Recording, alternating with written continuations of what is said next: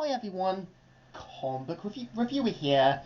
This time reviewing on me, myself, and Arlene. Now, as you know, Me, Myself, and Arlene was a 2000 slapstick black comedy film that was directed by Bob Farley as well as his brother Peter.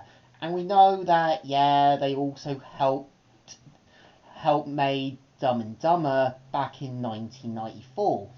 Now, I've never really properly watched Me, Myself, and Arlene, so after picking a DVD copy, my best thoughts about it is it's a simple film trying to juggle a simple message about controlling that worst aspect of yourself, trying to deal with the worst possible part of what you are, and trying to still be that same person that you still are.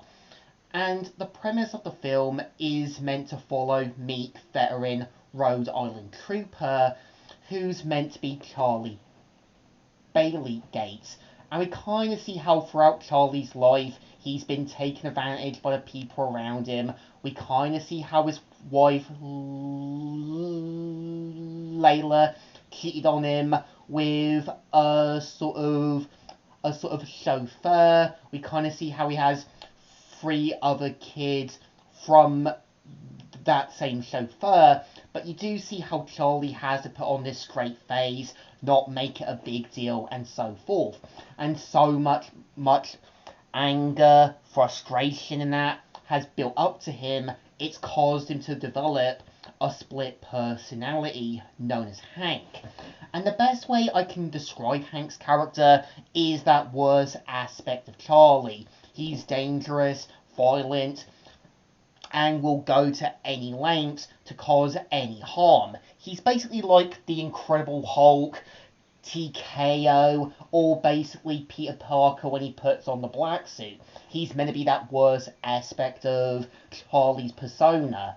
And we see how Charlie is tasked to help drive to Arlene after she's been falsely charged, and right away we see how Arlene as well as Charlie have to deal with not only the police after them, but also Arlene's kind of crazy evil ex-boyfriend who basically plans to axe her off, knowing some company secrets. And throughout the film, we do see how Charlie has to keep Hank under control. We see him having to kind of go through any length to keep the beast in check. And I think the film has a good message about not bottling up your emotions, also being careful of not making that worst aspect of yourself come true, and trying to handle it like a demon. And the best way I do see Charlie as well as Hank is a lot like KO as well as TKO. KO is meant to be a little more happy-go-lucky, doesn't make a big deal as much, but TKO is maybe that worst aspect of KO, and it's almost similar to this film right here, seeing how they bring out the worst in each other. We kind of see how Charlie has to keep it in bay.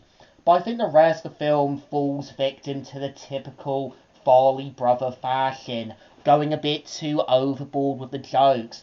It ruins the premise of a good idea that could have worked more. And I think if it took away the idea of using Arlene, I think it would have been interesting to kind of see Charlie slowly learning more about Hank's persona and trying to find methods in that to keep him in check while avoiding getting fired or losing his job. And I think it would have worked more.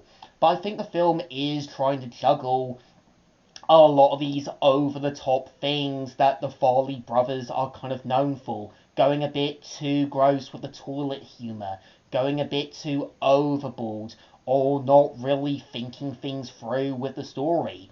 I think there are moments where, at the start, it is building up to something interesting, but the rest of the film is just kind of clearly using what elements they used from Dumb and Dumber, and it's clear that, yeah, Jim Carrey is trying to play not only Charlie as this kind of meek, but more guy who's trying to figure things out, but when Jim Carrey has to play Hank, he sounds a bit like this arrogant, self-righteous, as well as this guy who can get into fights and doesn't show any concern. And you do see how Arlene has to keep not only Charlie from getting himself killed, but making sure Hank doesn't let it happen. I think to me, Myself, and Arlene isn't a great film, but it's got its moments where it is redeemable. It knows it has to be something completely different. And I think it's a shame that Jim Carrey was given something promising, just stuck with a good idea, with so much enforced toilet humour that damages the movie. So I think it definitely deserves 2 thumbs in the middles. Kind of alright, kind of okay, just not really a perfect film. So, Comic Book Reviewer here, signing out.